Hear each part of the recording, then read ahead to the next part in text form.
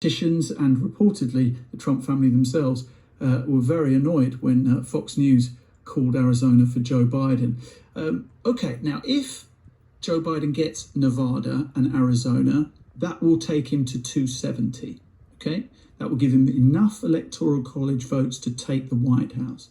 Now, the Trump campaign is launching legal challenges in several key states and has requested a recount in Wisconsin, which Biden has won by a narrow margin. I'm now joined by Erol Morkoc, who lives in the key state of Florida and is the Vice Chair of External Relations for Republicans overseas. Erol, very good afternoon to you from the UK and a good morning to you in the US. Good morning. Thanks for having me. What is this, day 2 without any sleep, or have you managed to get some sleep, Erol? Oh, I got some sleep last night. I figured there's nothing that could possibly be productive coming on the TV.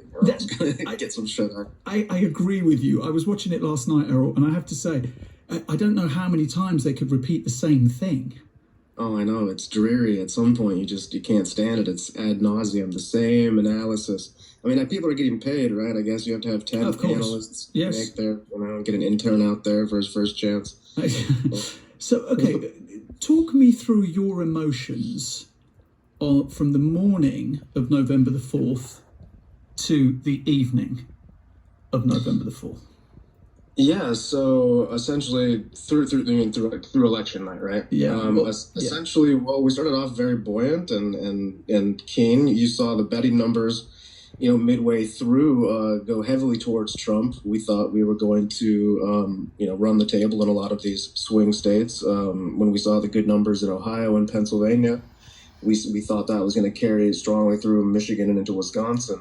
And then all of a sudden we got blindsided by Fox News calling Arizona when it only had 25% of the vote in. And, there's over 1 million ballots. 85% of the vote in, over 1 million ballots left to count. And Donald Trump is only down by 80,000 votes. And we're seeing that race tighten now. And as things started going on, there started to become, I guess, an anger for Trump supporters that, this was all going to get, stolen at the last minute. The foreign pestilence that had sort of destroyed the Trump economic miracle and hit everything now seemed to have hit the candidate that his voters had, seen made such a sacrifice to be in that office. So, as we got to the end of the day, there was a lot of anger and definitely we weren't going to just take what was being given because we realized that there's, still we play to the whistle, and right now neither candidate is at 270. We feel Nevada and Arizona are both in play. Nevada should update around noon today, our time, and that's going to have mail-in ballots that were cast by voters that are registered at their polling places, as well as those ones that mailed in. And Trump's only down by 8,000 votes there. So if he wins Nevada, it changes things. And it just for Biden's sake, in Georgia, the race is tightening into his favor, and in Pennsylvania, the race is tightening towards Biden's favor. So there's still so much to play that I think once the initial anger, right, of the massive swing, especially when you look at Vegas odds, $600 or $400 paid $600 morning before the election. Midway through, $400 on Trump paid $70. By the end of the night, it had swung all the way back around to Biden. So, even the people, the punters had no idea where to go. And so now that we've seen the situation, we've launched our legal challenge in Pennsylvania. The Republican National Committee will file the lawsuit. What the Pennsylvania Secretary. Because we are struggling, and this is journalists across different news organizations, to find where the evidence is that fraud has taken place. What fraud do you know of? Yeah, so that's a great question. So what's happened here is great mass scale fraud in some let's say Tammany Hall historical, 50,000 dead people voting for Kennedy. That's not what we're talking about. What we're talking about is in these tight elections when it's coming down to 8, 9, 10,000 votes. Individual cell actors can essentially go out there and do this ballot harvesting that we've been warning about. Well, they could, but where's the proof?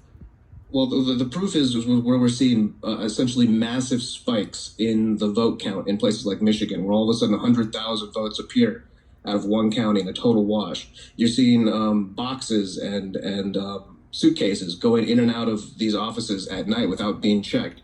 You're seeing all sorts of reports from people who've seen this on the ground. You're having people call in, state whistleblowers calling into Project Veritas from the Postal Service office, saying they're post-dating ballots that are coming in. This doesn't matter when it's hundreds of thousands of ballots, but it does when you only need 5 or 10,000 to swing things. And that's why every vote needs to be counted. I think that the Democrats are conflating count every vote with count every legal vote, exactly the same way that they conflate illegal immigrants with legal immigrants. And once again, we object.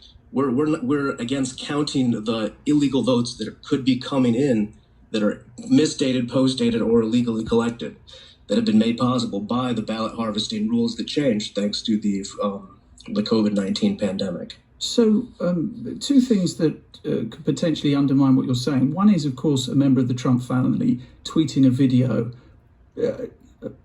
saying that these were Trump votes that were being destroyed, which has now proved to be completely false. Another thing is you have groups of Trump supporters turning up in one state and saying, stop the count, and then another group coming where it's going to look better for Trump if they carry on counting the votes and shouting, keep on counting, keep on counting.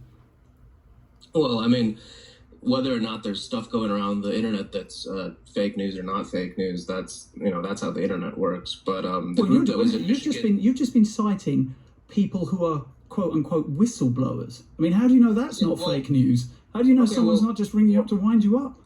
At this point, the entire candidacy of Trump has been anonymous whistleblowers on the media side, reporting things from everything that he's doing throughout his days. I don't think John Bolton is an anonymous whistleblower, is he?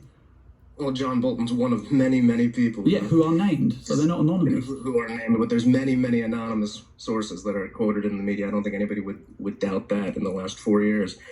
So whether or not you have to sift through the fake news and what's a lie and what's true, that's fair play. But that's why both candidates and both parties have massive legal organizations that are going to go in there and make sure and see what's the truth and what's not the truth, and what's the truth needs to be accounted for, and what's fake news needs to be cast to the side. Quite.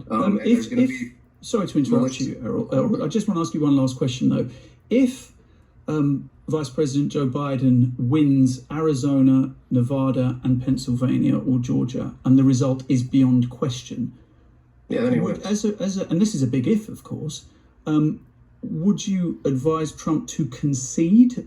I guess using the word gracefully. Well, I mean, the idea that he has to go out there and give some sort of, like I said, high school prom king speech, so gratefully, whatever, he can just, you mean like George W. Bush did to Bill Clinton? He wrote him a very charming and gracious note, That's very nice. You have the Clintons and the Bushes and the Obamas and the Democrat-Republican oligarchy that sent $6 trillion and millions of people to their death in the Middle East certainly can have their nice little speeches. Donald Trump isn't from that background. He's not a politician. He's a businessman, and he's he's elected by people who perhaps aren't too concerned about if he gives a nice speech to Joe Biden. Joe Biden can go in there and be a lame duck president. We're going to take the midterms in the House. We already have the Senate. He can't pass anything, and essentially we'll be back in 4 years to take that seat that he theoretically could take from us back. Like this isn't going to be some end of the fight. The fight is just beginning for us as far as we're concerned. Do you think Trump 2024 could be a possibility? Easily, okay. Without question. If it's a tight enough situation here, 2 years in, I mean, nobody's ever created wealth in the history of the world by dividing it. So unless Joe Biden's economy can outstrip Trump's economy in 2 years, those same voters are going to be looking over their shoulder, wondering what happened to their 401ks and why their son's back in the Middle East coming home in a flag-draped coffin like Mr. Biden and Obama were so keen to do for so many years. So I think 2024 Trump is certainly something that we'll see, but I think more likely we'll see 2020 Trump, and we're going to see Trump. They weren't keen to do that. Errol, you're better than you're better than that. You're better than that. Come on. 100,000 troops were surged into Afghanistan in 2011. Quite, but the idea that they were pleased to see them returning in coffins is not how you think, surely. But we'll leave it there. Erol Morkoc there, who lives in the key state of Florida and is the Vice Chair of External Relations for Republicans overseas. Wow.